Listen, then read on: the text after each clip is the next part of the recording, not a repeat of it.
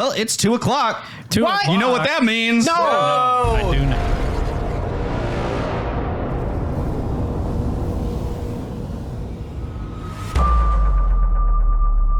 Welcome back to the Winged Badger Tavern, where friends tell stories. My name is Josh, your Winged Badger Game Master. I'm joined by some of my friends. Friends, introduce yourselves. Let's start down there and go this way around the table. Hey.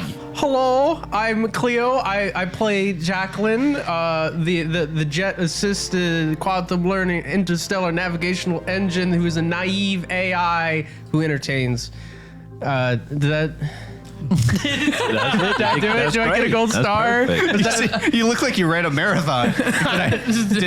Was that my name? Did I say it? It sounded like your name was killing you. Oh my gosh. Sapping your energy. I wasn't prepared. How could you not be prepared? I don't know. I've been preparing for weeks. Who the heck are you? What's up, guys? It's T-Sav. I play Ronan Voss. I'm a tongue-tied explorer who sailed beneath the Jolly Roger. Hello, I am Trevor. I am playing Astro, a lucky explorer who works for a living. Hello, I'm Mike, and I play Mark Putty, a clumsy adept who talks to the system. And I'm Josh, the Winged Badger Game Master, dressed as Captain Chet Gamma, but I'll also be playing everybody else. Yay! Without further ado, let's get back into tonight's adventure, misadventure, normal adventure. Who knows? We're going to start tonight's adventure, and to do that, we're going to bear in mind that last time we left off, we have a few loose ends from the last session, so to speak. The last time we were together, we in much broader terms, we left the solar system and we went out to deep space here in our ship. But once we arrived in deep space, we had some disagreements among the crew, shall we say. And in particular, Mark Putty and Kyle Smith, who is the ensign engineer on the ship, kind of the second in command when it comes to the engineering team, have been a little bit at odds with each other. And it kind of escalated. And right at the conclusion of our last session, it kind of boiled over to the point where they actually went to Ronan Voss, the ship's cook, and tried to get him to organize sort of an underground fight for them. This is one of the ways that the crew on this ship settle their disagreements. They don't want a formal inquiry from the captain or from the compliance officer, Dean Lagrange, and so they prefer to settle these kinds of discrepancies by essentially gaming it out, right? They use the holodeck, so it's like, hey, we can fight each other and like get, you know, the differences out there, but nobody's really getting hurt because we don't want anything that will launch a formal inquiry into our behavior. And so when we left off, the threat had been given, the gauntlet had been slapped, but we had the ship's security officer in the room, and so it was like, okay, this is gonna have to happen tomorrow, and we sort of left on that note. So it's like late evening, everybody's finishing dinner, and you know, there's this unspoken understanding among the crew. It's kind of been disseminated to the people who won't rat. None of the team leads know, but you know, most of the other crew members know, like, something's going down and Ronan's gonna take care of it. In that aftermath, as you go back to your room, talk to me about, like, what does Mark Putty's evening routine look like this evening, where now he knows, maybe he's starting to realize as the adrenaline goes away what he's committed himself to, or like, you know, take us into your mind right now. Mark's evening routine right now is pacing around his room, rubbing his temples, being like, what have I done? He's very anxious. His tummy's a little sick. Yeah, after the adrenaline is worn off, he's really feeling a lot less confident, and he kind of wants to back out, but he also really doesn't like Kyle. And he's like, maybe this is my time to prove myself and like have some confidence, but also he might kick my ass, and I don't really want to have to deal with that the rest of this trip. Oh, like starting off the trip on that note? Yeah, I see what you're saying. Having that, but if I win, it's good. So as you're pacing around your room, having this just sort of internal dialogue, do you have JAQLINE with you? I think, yeah. Well, she's, I believe, on the desk. I'm not like actively like. So JAQLINE, your little cortex, the microchip that stores all of your sort of being, is just sitting there on Mark Putty's desk, in kind of his bunk room there, and you're watching him pace around the room. Are you interacting, or are you letting him feel this one out on his own? You know, Mark, I've noticed you have elevated levels of blood pressure. Is everything okay? It's everything's okay is a word for it. Yeah, I mean, no, but yeah, no, yes. Thank you, JAQLINE. Sorry, I did not get that. Can you repeat in more concise and clear terms? I'm feeling scared that I'm going to get beat up by a guy that's way bigger than me. Okay. Does that make sense? I believe that makes sense. Yes, you are fearful of a man who is of higher stature and probably more muscular than you in a hand-to-hand combat situation. Mark blushes for just a moment. Yes. Yeah. Big guy. Grappling. Yeah. It's gonna be a little intense. Grappling. Stop it. Is it going to be wrestling? Yes, that was the challenge. It's the game MME. I really enjoyed. It's what I played all the time as a kid growing up. So I'm hoping that'll give me a little bit of a thing, but it's on. You have prior experience wrestling other people? Virtually, yes. Oh, virtually. Plenty, yes. Yeah. I was ranked very high on the leaderboards. Oh, is this going to be a virtual battle? I think it's a semi. I'm pretty sure we're fighting on the holodeck, but I think it's going to be slightly physical in that I embody the character that I'm playing as, but I don't think we actually touch each other. Well, if it's virtual, wouldn't that make it easier for you to use your prior expertise in the game when evening the playing field when it comes to his stature and physical strength? I really hope so. I really hope so. Do you require assistance? Like, hello? There's a knock on your door. Hold that thought, JAQLINE. I go to Holding the door. thought. It's like 1 a.m. I go to the door and I look through the porthole, which I assume I have, or like maybe some sort of little screen that lets me see outside. some little screen that like shows you it's on the other side. And standing there in the hallway outside your door by himself is Kyle Smith. He doesn't look like he's like here to. He doesn't look threatening. He's just standing there, kind of neutral in the hallway. Kyle? Yeah. Hey, do you have a minute? Is this the man with the threatening stature and more strength than you? It is. Yes, just calm down. Calm down. Just stay quiet for a second. Staying quiet. Can I ask what's up first? I'm indecent. I'm not here to attack you or anything. If that's what you're worried about. I know it's 1 a.m. I just don't know. I just have been thinking about it, and I think maybe I have been, a little out of line since this ship deployed. I've kind of been reflecting, and I had a near-death experience with some of the other crew members very, very recently in an EVA scenario, and it just, I don't know. I feel like maybe I got off on the wrong foot with you, and I kind of wanted to apologize and see if we could, I don't know, maybe hit a little reset and try and, I don't know, be better coworkers or whatever. Mostly me, be a better coworker. Strategically, this is a really great idea because he is physically stronger than you and of higher stature. JAQLINE, please. JAQLINE, please. Mark stands there quiet for a second and like has a bit of guilt in his stomach from feeling like maybe this guy's not as bad as he made him out to be. It's like, yeah, just I'll just a second. I gotta get dressed. Yeah, already of course. Still have not changed out of my clothes from the day. Yeah, you've just been pacing. Yeah, just pretend. Yeah, of course. I let him in. The door opens and he steps into the room with you and he's like a little timid, a little off balance. He looks around a little bit at your room, no judgment or anything on his face in the way you would have expected of like, this is real. He's just like, yeah. So I don't know. I feel like sometimes I get, I try to bridge social gaps by like being like the fun guy. Like that's always been kind of my role, and I feel like I maybe screwed it up here, and like maybe it was more like jokes at someone else's expense instead of just trying to be fun. And anyway, I feel a little bad about it, and I was wondering if maybe instead of trying to embarrass each other tomorrow, maybe we could just fight each other for fun, because the game is kind of fun. I mean, who doesn't love MME? But like we could I don't want to like pull that out of there, but also like I don't know, I just don't want to start a whole big long deployment with like, man, I'm in a big old fight with another crew member and stuff. I just I'd love if we could just kind of start over. If that would be okay. Mark is a little shocked. He really was not expecting such a turnaround so fast.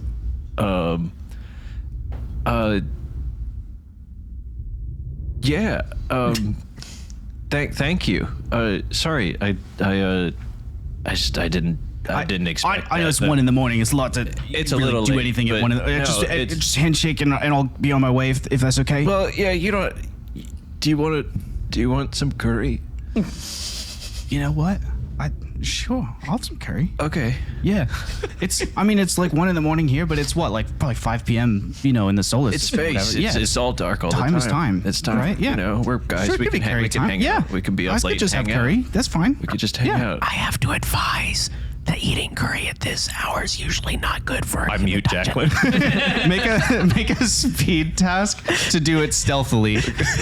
Rolled against Kyle's level, which you don't know. I think I have disadvantage on anything that's. I'm sorry, I couldn't help myself. For a speed task, whatever. That's a 9. Okay. What? Did you hear something? That was. I got a movie on. Oh, okay. I had a movie on. That's fine. Yeah. Cool. I should apologize for being a little gruff with you all the time and never really giving you a chance to ever actually talk because I thought you were very annoying. I can be pretty annoying sometimes for sure. I was just trying to like. I can be really annoying. Yeah, I mean, maybe we can both be annoying sometimes, and maybe we can just be like, maybe we can just forgive each other for that. That's Yeah. yeah. Yeah. Yeah, all right. Yeah. Yeah, I can do that. Yeah. Cool. Yeah. Okay. All right. So curry. Curry's good. Yeah, really I like curry. Do we need to go get like? It'd be kind of funny if we went and got Ronan to make us curry now, since he thinks that we're like gonna try and beat the crap out of him. No, I got it all here. Oh, really? That's Yeah, cool. I keep All it right. all. All right. Well, cool. Yeah, cool. Do you want to? I don't know. What do you want to like? Do you have like? I don't know. Should we talk about? Tell me about you. I'm not really good at like not surface level conversations. I'm still learning. Yeah. Obviously, yeah. No, I don't talk a lot. I'm an engineer, so Yeah. yeah. I just moved to make some curry. you just start like beep boop on the machine or whatever. So that machine, it does all the cooking for you. Yeah. Yeah. So you just put it you put it all in and Wow. it makes it Wow, that's really pretty good. Do you have like a favorite type? Do you have got like a favorite like No, I honestly haven't had that many curries. what? Well, I just I've got a lot to show you. Yeah, I grew up on Saturn. It's not like a curry's more of like an inner ring planets thing. Yeah. Mostly. So I Yeah. Okay. I'll do like I could do like a What's little, like a good one? Like they're all good. oh man. Okay. Yeah. How do you decide if they're all good? It's I've got a little I tend to be indecisive, so I've got like a little wheel. Oh. Okay. That like I spin sometimes. Oh, cool. It's just right here. Maybe can I spin? If they're all good, does it matter? Yeah, Oh, you okay. can spin my wheel. Awesome. Pull out my thing. What do we get? Thai green curry. Great. What's that like? It's yummy. Okay, cool. Let's do this. So how long does it take to make it? 30 whole minutes. 30 minutes. Yeah. Wow, we're gonna have to find something to talk about. Yeah. Probably. So do you play a lot of games? I play a lot of games. Yeah. What other games do you play? Lario Kart. Oh yeah. A lot of Lario Kart. Okay. Yeah. Lario Party. Okay.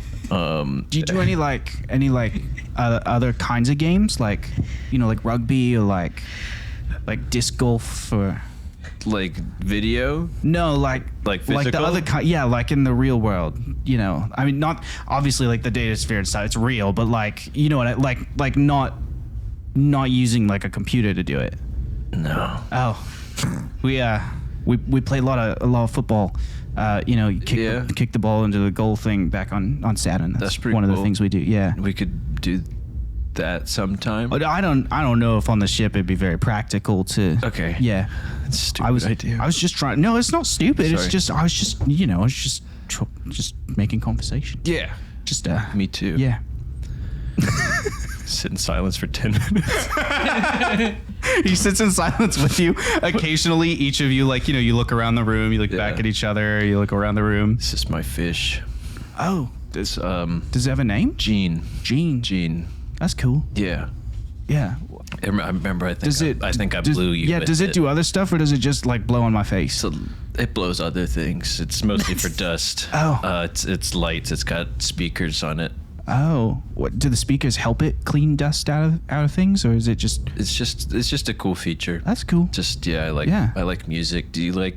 I like music. Music? Yeah. Yep. Yeah. What kind of? Wait. Let's pick a favorite genre. We'll say it on the count of 3. We'll see if it's the same. Are you ready? Okay. 1, 2, 3. Electric Punk. swing. Oh. I mean, punk's cool. It's cool. Probably. It's cool. Yeah. I could put on some electric swing and we don't have to talk anymore. Okay. Okay. That would probably be good. This is Until the food's ready. Yeah, just until the food's ready. Yeah. And so you do. Some electric swing kicks on, and a little while goes by, and then eventually you get a little like notification from the Curry. What is it? The Curry Favor 3000 is that what we called it? The Curry Favor 3000 gives you a little notification, and It's done.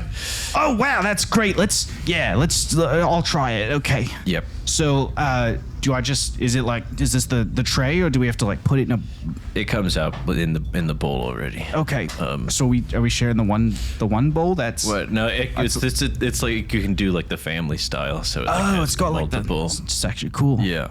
Okay, great. So I just right in there, just try it. Just You've eaten before, right? I have. I just I don't know, like some culinary things. There's like a thing you do with the food or a garnish. No, or it's all ready to go. All right, cool. Yeah. All right.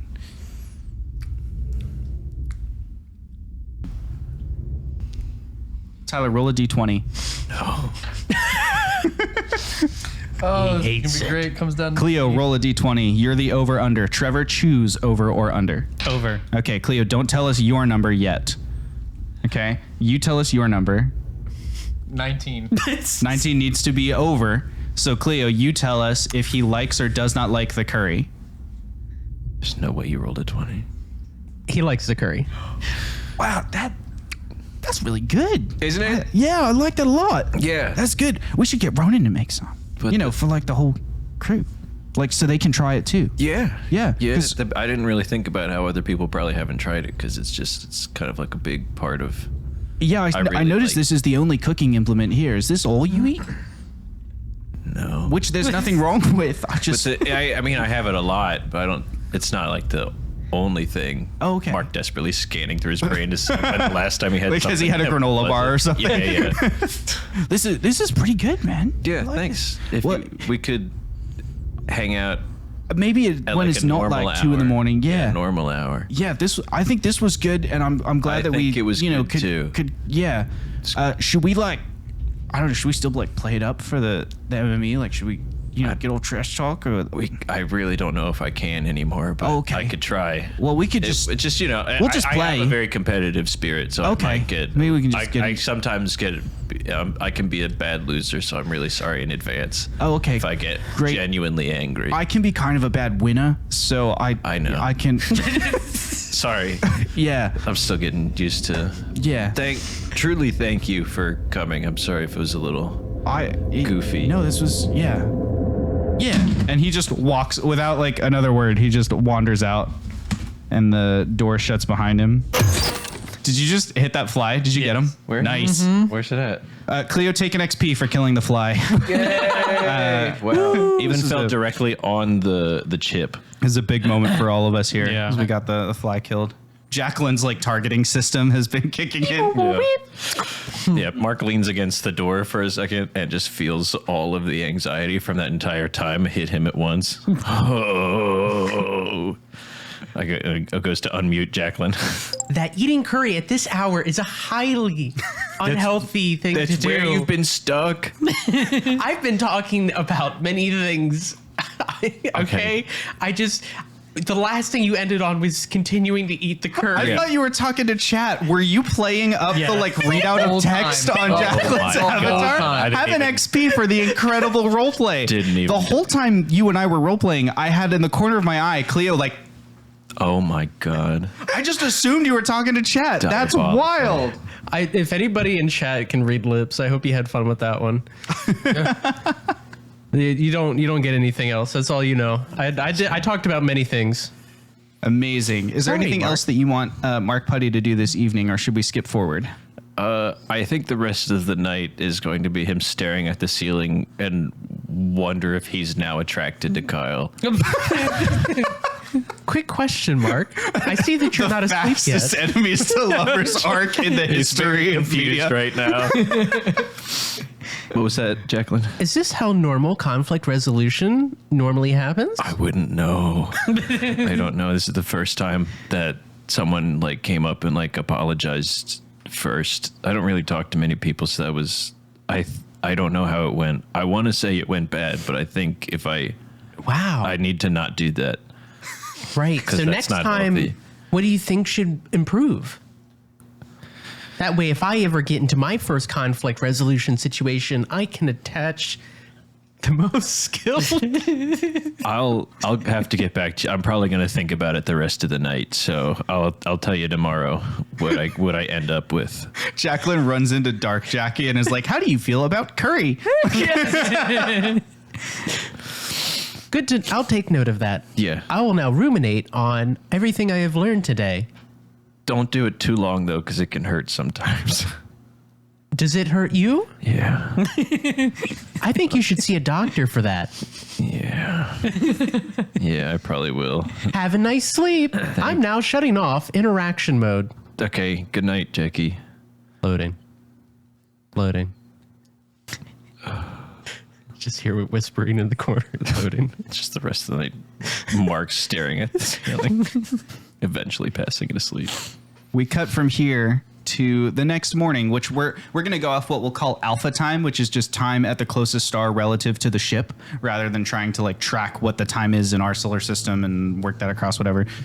We'll just do like it's essentially solar cycles based on the closest star to you. So alpha time, maybe 7:30 a.m. right at the beginning of the workday. So nobody's been in the mess hall for breakfast yet. People are kind of doing those like early tasks, maybe get one or two things done before they head in there. And because the ship just did this very strenuous jump to deep space, there's a lot around the ship that needs to be done, especially for the engineering team as far as like repairs go, and even some of the research team like Adelaide MacArthur, who is the ship's spectrologist, has been kind of co-opted by the engineers because she can be scanning for certain kinds of radiation leaks and things like that. So there's a lot of that kind of activity buzzing around the ship. And at this particular 7 in the morning, we're actually going to pick up our story here with Astro Adon. Astro, you are sitting at your desk in the engineering area. It's kind of in like this big open section of the ship. Off to one side of you, there is the door that leads into one of the reactor rooms. It's in one of those wings at the back of the ship. So there's like the ion engine on one side, and then one of the main reactors is on the other side of you. And then in the middle, it's sort of like a glorified warehouse-sized hallway. It's like workspaces for repair and stuff like that. And somewhere in there, there's like a beat-up tool desk that's been kind of repurposed as like an operating station for you. You're sitting on one side of the desk, and on the other side of the desk from you is the ship's fabricationist, Sam Nova. Sam Nova is a member of the research team who is in charge of really, it's like a glorified 3D printer. It's just really, really fancy. Yeah. But she takes raw materials and fabricates them into things. So with the repairs for the ship, obviously there's a lot of asks of her going on. And she is, for the third time this morning, sliding across the table towards you a huge request of materials that is continuing to just drain the ship of resources. Her cybernetic eye kind of glinting in the light. She talks to you, her long blonde hair kind of thrown back. And, she's like, I still need this. I need you to approve these so that I can get back to work and build these for people.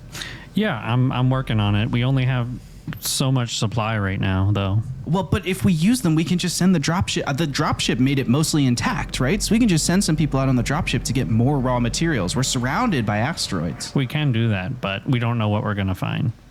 Well, but we should be looking. I agree. We should be. But in the meantime, we should certainly be patching holes in the ship. We should. I'll get on this list. Okay, I appreciate that.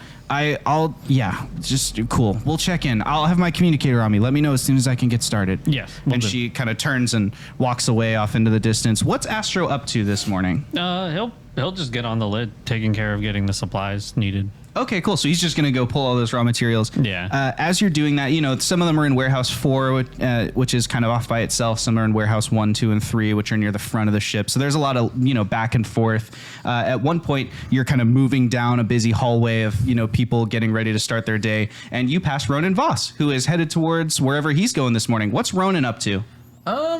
You said everybody, it's before breakfast? It's still? Before breakfast, yeah. Most likely I'm heading to the kitchen or heading back to the kitchen. Maybe I think Ronan would be maybe, where's her name? Okay, Kaya. I want to make sure it was the right name.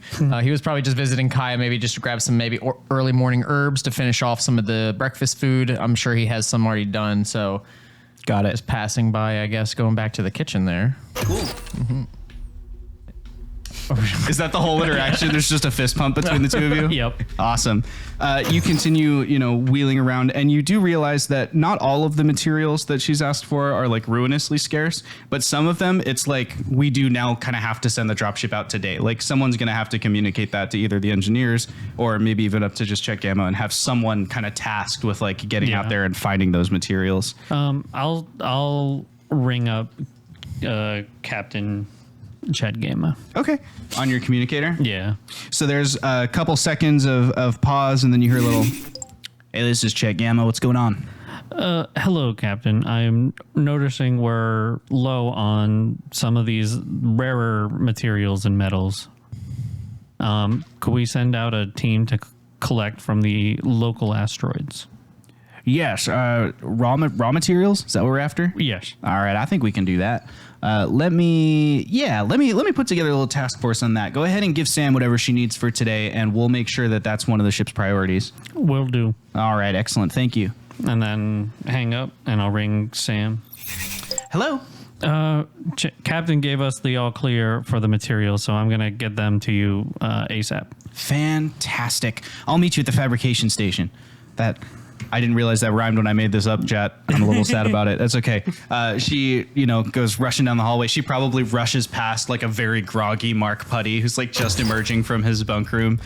She just, nobody says anything, but she just flies by you in a blur of like long blonde ponytail as she zooms off into the distance, like, getting back. She's like excited to get started. She just rushes off. How's Mark doing this morning? Very tired. But he's doing okay. He's still quite confused after the interaction last night, but he's feeling mildly good about the fact that he doesn't maybe have to worry about hating this guy anymore. But he's pretty wiped after ruminating for several hours before actually falling asleep.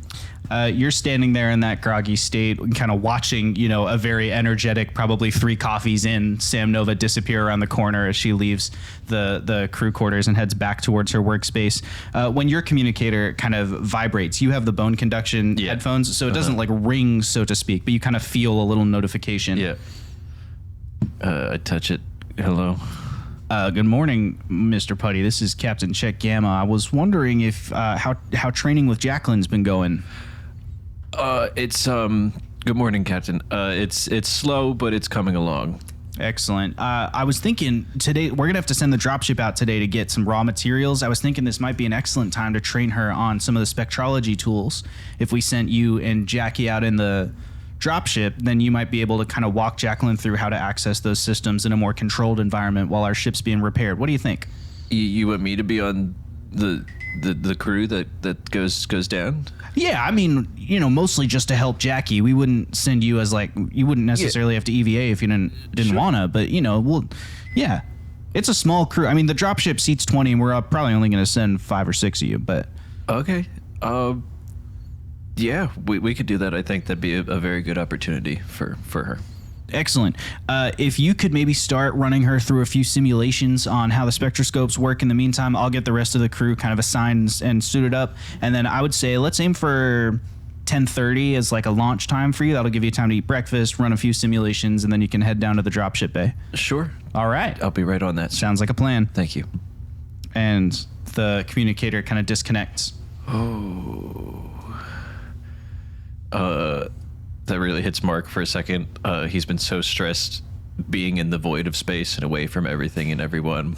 But the thought of leaving and dropping, where are we dropping to? Onto the surface of this planet? You're or exploring asteroids near the Asteroid. ship, looking for raw materials to mine. Yeah. I think this will probably be like his first kind of, I don't know if this spacewalk or like going out on into anything like that would be a part of training, but I think he's pretty nervous, but a bit excited. I think everybody has had at least a basic EVA training, just in case of like an emergency on the ship. You need to know, like, how do I put on the suit and make sure air is pressurized, and like how do I navigate, you know, like where do I clip in, kind of things. But there's probably been, because you're the data engineer, and especially because of how you got to the ship, I think you've probably never had like even the submerged experience where they like actually spacewalk. It's all been like on the holodeck kind of thing, where you like they change gravity and stuff, so you sort of know what it feels like to be weightless, but you've never done it. You've never been out there in the void. Yeah, he's pretty nervous again. Great. Where's he going after this? I think he's gonna go grab JAQLINE, if I didn't have her already, and then just go back down to the mess hall to get something in me. Great. Before you get to the mess hall, Ronan's been there for a while. He's working. Ronan, what's for breakfast today on the ship? Oh, man, this is going to be a fun one. Ronan's going to keep it simple today. He's going to do a classic chicken and waffles. I think that's going to be the play.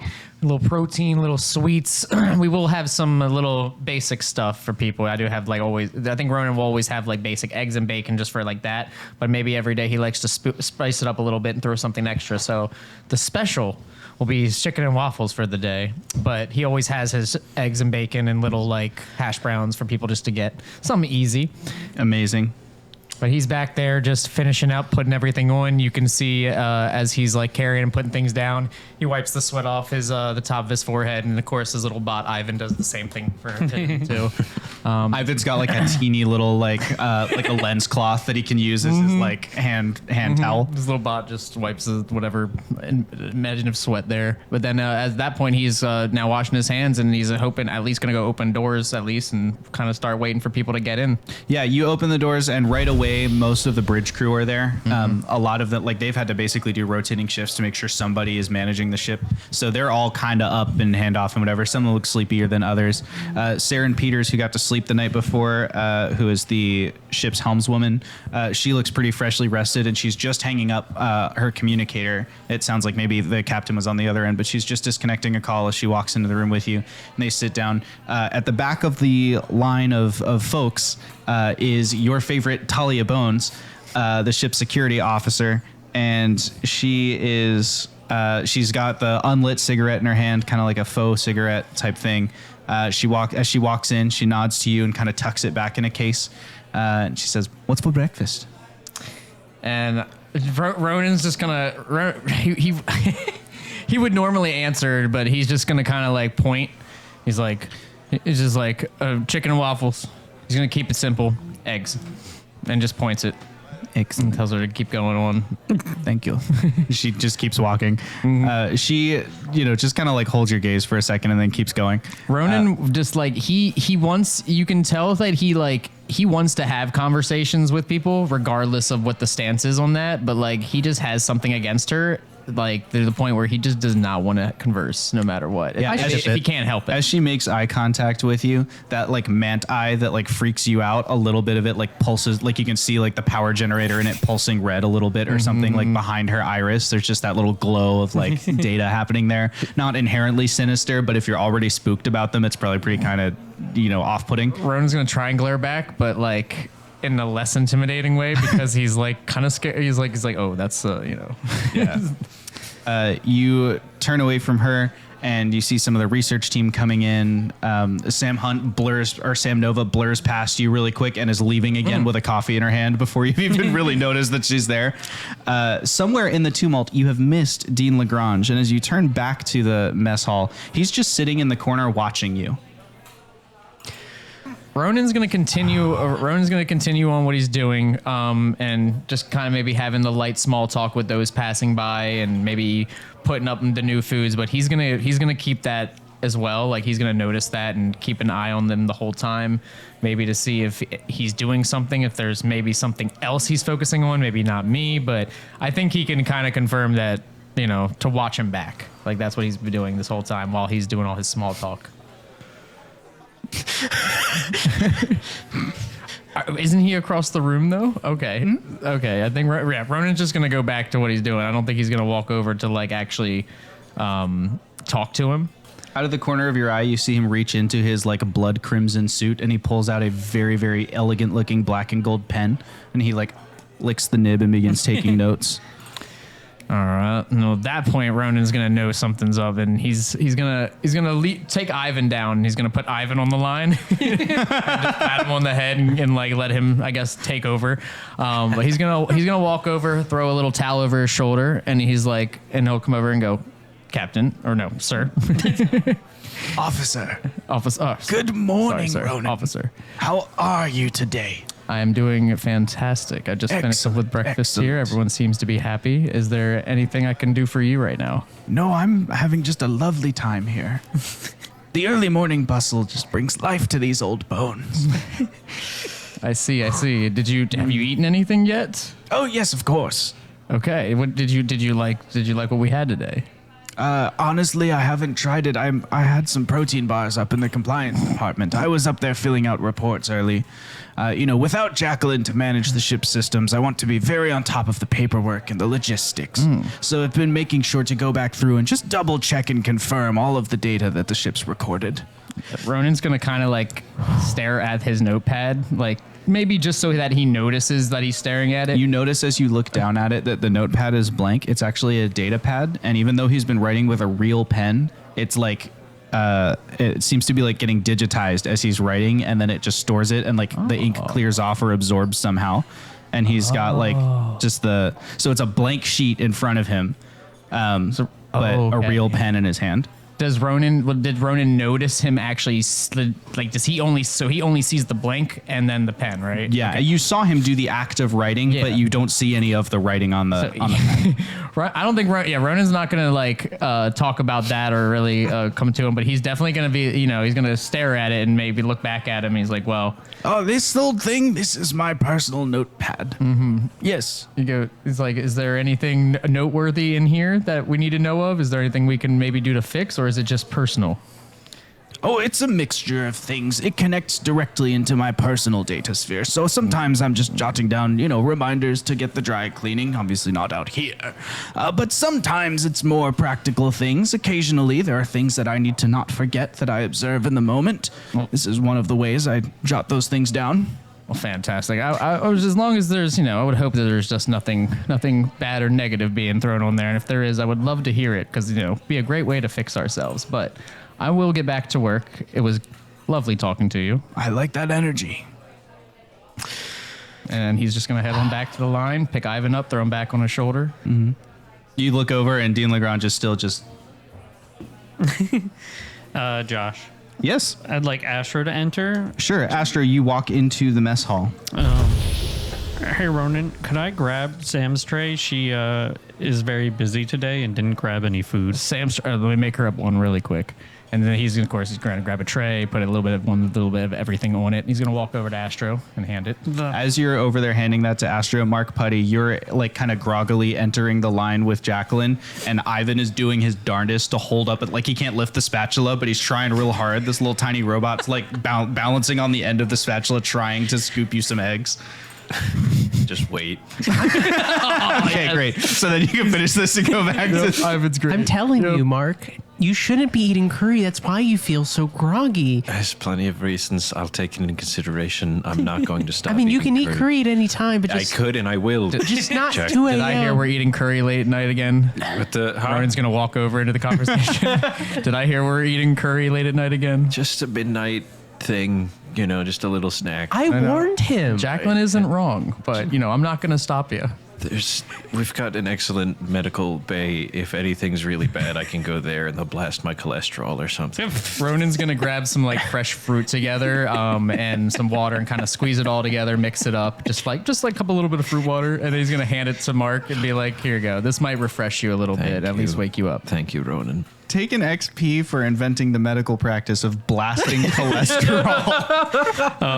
Astro's gonna walk back to the fabrication area and eat with Sam. Great. So you get back to the fabrication station, and Sam is like, she's like bouncy, a little bit bouncy, like waiting for you. As soon as you arrive, she's like, "Great, let's do this." And she like sits down and just like powers through the food in front of her. Like 5 minutes, she's cleared her tray, and she turns back around and she goes, "So I think I've got the right kind of designs here for this and this. And did you bring the iron as well? Okay, great, excellent." Right, she takes a bar of like solid iron from you and kind of feeds it into the machine.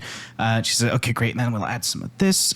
And then I think," and she taps a button on it, and the interface sort of like projects to life in front of her, like the Iron Man, like Jarvis interface, where it like kind of pulls forward, and she's kind of designing the material that she's making. And you see she's building a new section of hull plating for where the robot arms that held the dropship in place got torn off as the dropship came through. She needs to rebuild the hull, and then she can build the arms, and then so this is like the base layer. So it's just mostly like strong steel and iron, plate. But she's kind of designing that plate, and she goes, "Great, okay," and then go. And she like pushes the design back into the machine, and it just immediately kind of whirs to life and gets back to doing what it's doing. She turns to you and goes, "All right, that'll only take 3 hours. What else can we get done this morning?" I got through inventory and getting everything you need. Is there another part we need? Piece raw materials for? I don't know. What else is broken in the ship? Do you have a record? He's going to pull out his pad. Okay. And scroll through any repairs that have been listed. Bloop, bloop. Eventually, we discover Life. not life. You discover. Okay, here's one of the other things that's wrong with the ship. There's a set of cameras, like hull cameras, that would be used to like look for damage or leaks or anything like that. That the sensors in the cameras were like fried by the radiation and the light. So the cameras are still there, but the internals of them are completely broken. So they both need to be repaired, and then someone's going to have to EVA and like actually install the new equipment in there. And that's true for the hull plating as well. Like, there are some things that are too intentional to let a robot do, right? Like JB could build a robot to do some of these repairs, but the stuff where it's like, I need to know down to the nanometer that there's not a leak from here is hard to trust to like, we need someone's eyes on it to make sure that it looks right. So you realize kind of as you're looking at this, you're like, shoot, someone's gonna have to get out there and repair. And then as you scroll down through the rest of the stuff, you're like, and Kyle's repairing the ion engines today. So then you just keep scrolling down, and it's like, oh, and Dr. Zara Lo's working on reactor 3. So shoot, like it's me. It's gonna end up being you. So that you kind of come to that conclusion and see those things that need repair. It looks like the hull cameras need internal electronics. Ooh, fascinating. I love electronics. Let's see what we can make. Did you bring some copper? Yes. Okay, great. And then let's get the silicone in here as well. And she's got a second machine next to the first. It's like a bank of them, so she just goes to the next one. And same thing, she kind of activates the interface and pulls it out. And now she's kind of designing the circuit board with you. She's going to... she knows how to do the design, but she doesn't understand the internals of the cameras. So I'd like Astro to make a roll, an intellect roll, to assist her in terms of creating the proper design. Sure. And I'll say the difficulty for this is a level 6, because these are, they're resilient. Like they're not like a standard camera you go buy at the store. They've been designed to function in high radiation environments. So I have the ability handy. I am trained in tasks related to carpentry, plumbing, and electrical repair. We love that. This is electrical repair. Awesome. So yeah. So that gives me one. Trained in means what? Trained is one step of easing. One step of easing. Okay. And then I will use one level of effort. Okay. We're down to a difficulty 4, target roll of 12. Okay. And I will roll because I can't do anything else. Excellent. Rolling. I got a 14. You got a 14. That's higher than a 12. You successfully designed the camera sensor. And again, it's like bloop, and the machine kind of starts whirs to life, and the different fabrication happening inside. And it kind of continues like this for a while because you've got to build the parts before you can install them. So really, this is what Astro's morning looks like. As Astro and Sam are working on this, at the same time, Mark Putty, you having finished your breakfast, is there anything that Mark would be doing? Well, we could maybe run some simulations. Do you want to run those scenes? Or do you want to just assume that JAQI's had some practice and skip to the dropship? Do you want to run that, JAQI? I'm perfect in every way.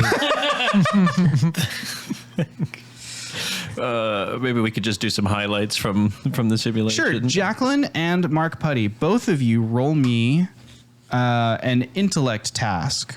Mark Putty, you're rolling to see how well your teaching and correction is. Nat 20. Nat 20! JAQLINE, roll an intellect task. Let's see how well you learn. Well, I'm gonna use edge, and I wanna not. I got this. I'm not gonna fail. I want to learn. I wanna learn. All right, I'm just gonna take one edge, or use one effort. One effort. Yeah. Is it a nat 1? No, it's a 10. Oh, okay. But I used one level of effort. Yeah, so it's like a 13. Yeah. Great. The simulations go pretty well. Even though JAQLINE is pretty early in her learning stages, and so it takes a little while to like, there's no core that you can build off of, right? Like when you teach a new area versus when you're building on something you already know, it's a little bit more difficult. So there's a whole chunk of it that's you being like, this is what a node is. And this, like the basic data sphere understanding is what's happening there. But as you get to the, how to operate a sensor array and what, different data should look like, it should be in hexadecimal and it should be converted this way, and this is how you compress it and whatever. As you get to those things, you feel like JAQI's picking it up pretty well.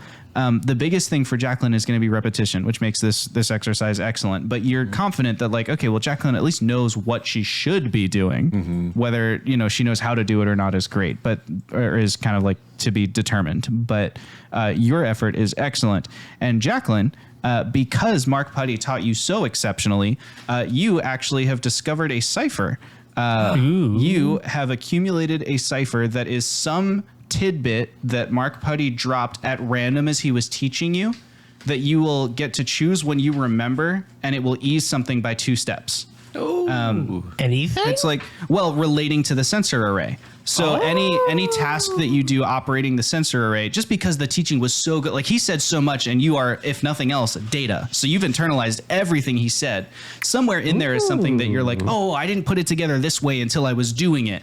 And when it happens, you can make that connection and ease it by 2 steps. This is what we call a subtle cipher. So because it's not like an object you operate. And this subtle cipher, it's level 2 because it eases by 2 steps. And for a name, I would just call it like sage advice or something like that. Like you got a little tidbit of wisdom there from Mark Putty for sensory related actions. Cool. For the sensory related actions. First cipher of the adventure. Let's go. Let's go. Okay. We love ciphers. And so that's how that goes. As you finish that kind of training regimen, you stroll into the engineering bay where you are meeting the rest of your crew for your kind of dropship excursion. And then from there, you'll all head to the dropship ready. airlock. As you go in that direction, we also have... see what Ronan Voss is up to. Ronan is as the mealtime ends, as breakfast ends, everybody's stepping out. Dean Lagrange finally leaves, his metal cane preceding him as he, with his red suit, walks out the door slowly. The door finally slams shut behind him as the last person, and you are alone in the mess hall. There's a little bit of cleanup to do, but not very much. The crew are pretty disciplined folks, and it's early. It's not like it's some late evening party or something. So you do your quick little cleanup. What do you do after that? Where does Ronan go? What do you think his other responsibilities are? I mean, hey, after he's done cleaning up there, he's gonna. The thing that's running through his head right now has been Lagrange just staring at him the whole time, but mainly the whole notepad writing. And then when he came over and peeped at it, that there was nothing on it. So obviously that's been going through his head. He's gonna keep that and keep that with him. I'm assuming he also knows about. At this point, we all know about JAQLINE's situation and all that and what happened. People know about the new. They know about the new JAQLINE because they were there for it. We had a little. That's right. You introduced knew me like together. all that. Okay. Yeah. But we don't know agreement with Dean. JAQI. Yeah, But, you don't know about bad JAQI, but you do know about new JAQI. Ronan would like to try and meet up with either Mark or Astro just to get that, to let someone know, be like, hey, maybe watch out for you as well, maybe to warn them. If he can do that right now, if they're available. If not, because he knows he's Mike and Trevor, pick a number between 1 and 6. Don't tell us what the number is. Okay, I picked Okay, Tyler, pick a number. Whoever you're closest to is the person you find. 2. 3. 4. Okay, so you find Astro. Which makes sense because Astro is mostly in one place, right? Like you even heard he was like, "Yeah, I'm taking this food to Sam Nova." Like you know exactly where Sam he's would going. still be there too, So then? Sam's in the room, but Sam can be Okay. occupied. You know what I mean? Like if you need a little private moment, you can just wait until you walk in and Sam Nova is like surrounded by hologram. Like I think if I connect this part to that part, He's gonna go like about to say hi, and then he's just gonna kind of, shake his head and just walk by because he's not gonna visit her. And he's come over to Astro. Astro, Yeah. how we doing? Did you enjoy your breakfast? Yeah, it was good. We're Glad busy that- Absolutely. getting ship repairs and parts and all that. I see there. I see Miss Nova is in it right now. It's incredible to watch her work. I can see that. But the one thing I do want to come over here is that during breakfast I had Lagrange like awkwardly staring at me the entire time. And when I would hope I was complying, all I was doing was plopping eggs on a plate. Oh, that's good. And I would hope that's compliant. And I walked over to him, and he was taking some notes, and I just wanted to clear the air because just in case something was wrong. And when I walked over to his notepad, it was completely empty. And he did make it known to me that this is a notepad that he sends everything he writes gets immediately sent to some sort of like computer that he has access to, which is weird that he would tell me this out loud. But this is also something I think I need to warn you all about because Good to know. I have no idea what he wrote about me. And I would hope it could be something good. Maybe I was doing a good job, and that I'm overthinking this. But at the same time, with the fact that I'm going to threaten you with a GM intrusion. I'm not going to tell you what it is until you decide if you're going to refuse or not. you know what, we're gonna take some chances. Okay. Yeah. You have 2 XP. You can give 1 away. I'm gonna give one to Astro. Okay. Each of you gains 1 XP. As you're having this conversation, you're like, I don't know what he wrote about me, whatever. You look up and you can see that there is a security camera mounted to the bulkhead of this room. You are not 100% confident if it's close enough to you that he heard you or not, but you definitely can be seen. But you're not totally sure what the audio reception is like on the security cameras, but there's one right there. Mm-hmm. Okay. So, so I think Ronan obviously notices this, right? Like, okay, so yeah. So Ronan, as he's just said that, he's gonna like peek up at the camera and quickly like maybe turn his head and turn towards his clipboard that Astro is holding, and he's gonna start pointing at it, and just pretend that as he's pointing at it, he's gonna continue talking. He's like, so all I need you to let we actually gotta be far away. I need you to roll let's say a speed task to see if you react in time to like this whole conversation was about whatever's on the clipboard. And Astro, take an XP for using your prop really well. You've been on top of that this game. Awesome. Heck yeah. All right. What's the speed what's the task? Speed task. Yeah. You don't know the difficulty because you don't know what level Dean Lagrange is. I'm sure he's like what level 15? level 2, right? That's pretty good. That's the equivalent of nobody. a success on a level 5 task. Okay, so you continue the charade and continue your conversation as you will. Absolutely. Okay. So yeah, we're gonna go as he's pointing to the clipboard. He's gonna continue on talking about the data pad, but I'm just mainly here just to give you a small warning that if he comes in, just play it easy, and if he pulls out the data pad, take into account everything that is being done during that moment, maybe just to see if we can get some context to what he could be writing down. Good to know. I'm gonna try and pass this message on to Mark, but we'll see how that works. But thank you for letting me look at your lovely clipboard there. I really Yeah. appreciate that. It was very handy. You should get one. And then and Ronan's gonna nod his head, and he's gonna walk out, look back at Sam, kind of smirk a little bit, and then just keep on heading out. And either he's gonna go to Mark if it's closer, or he's just gonna head straight to Mr. Victor. Okay, Ronan, as you leave, you pass in the airlock door, or not the airlock, but the door to this room. Mark Putty is on his way in, but he's accompanied by the rest of the people who will be on the dropship with him. So he's got helmswoman Saren Peters, archaeologist Ren Silvers, and spectrologist Adelaide MacArthur, who walks in, and everyone else is like quietly going about their business, and Adelaide is like, I'm so excited to get out and see the world. You know, like she's just like on about it. Her energy is, she's so hype right now. I'm so excited as well. Oh yes, absolutely. I do. So what are you excited for? Oh, I'm excited to get out there and see I'm out here to discover. I've never left the ship. That's fair. You were born yesterday. No, I'm excited to. I joined this crew to be on the forefront of scientific exploration, and now we're doing it. We're gonna be out there looking for things. Isn't this it? She just like grabs Mark by the shoulders. Aren't you excited? So tired-eyed. Exploration. And JAQI is just like loving this vibe. Yeah. It's gonna be good. Yeah, we're gonna be good. I see Ronan there for a second. I'm like, who am I talking to right now? Who's this excited person? Adelaide MacArthur, spectrologist. Adelaide. Big bushy red hair. Do you mind just holding JAQI for just a sec? Of course. Okay. Us girls got to stick together. Yeah. We'll go get you plugged into the dropship. I'll see you in a second, JAQI. Okay. Be safe. I won't. We'll talk about that. I heard that's a joke. So scary. Wait, it was a good job. Thank you. Hey, Ronan. Mark, hey, do you have 1 second before you guys head out there? What the? I'll try to make it as quick as I can. Is it just 1 second? We got him. I've got. While we're talking, are you holding? Do you have like? I would imagine he's holding like a data pad or something in his hand like that. Yeah, ask him. Oh, sorry. He's Mark Putty. Yeah, I've got like my typical thing that I have Here, with me. hold that up. And we're gonna chat while we're looking at it. Doesn't need to be anything on it, but just cause we're just gonna chat like and hold it pretend. Yes. anywhere? Just hold it, and we're both gonna look at it, admire the blank screen, or you can turn it It's a on. pretty cool one. I got it from my folks a long time ago. What are we talking about? I'm sure this is great. Adelaide leans back in. What are we talking about? Oh, I nothing at all. I It's like thought you were gonna go plug her in. Yeah, but the it ship. looks like there's a secret. I don't know. I just want to talk Secret? to him real Adelaide, quick I'm before we simply love a good secret. I'm trying to look at your scheduling so I can see when you can be back for food. And Oh, you can have a look at the calendar. Oh, well, Ship's got a central calendar.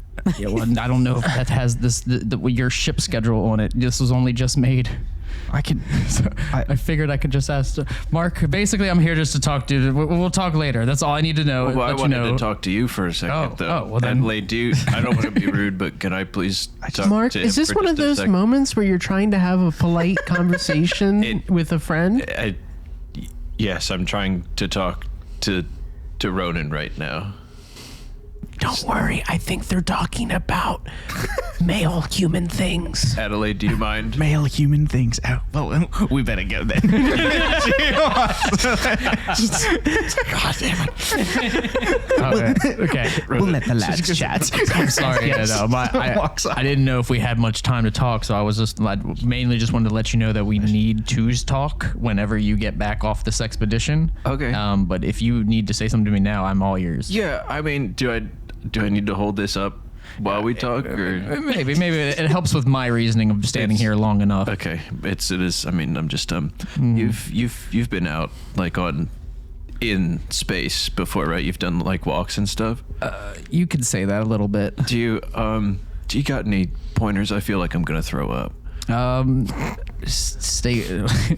Just make sure that your life, if you do go out, make sure your lifeline is always in view. Don't let it get tangled on anything. Don't go too far. One, you won't even have to worry about that. Yeah. But if you're on the ship, honestly, just take it all in. Take in the landscape. It's a beautiful sight usually. What do you do when you look out into the abyss and you can't help but think about drifting off and that no one will remember your name? Well, considering I think about that a lot, Okay, you cool. just don't, I guess. Just okay. Yeah. But it's easier said than done. But when you're sitting Mark out thinks in about space, all the adults in his life that have told him to just be happy. Just stop thinking about it.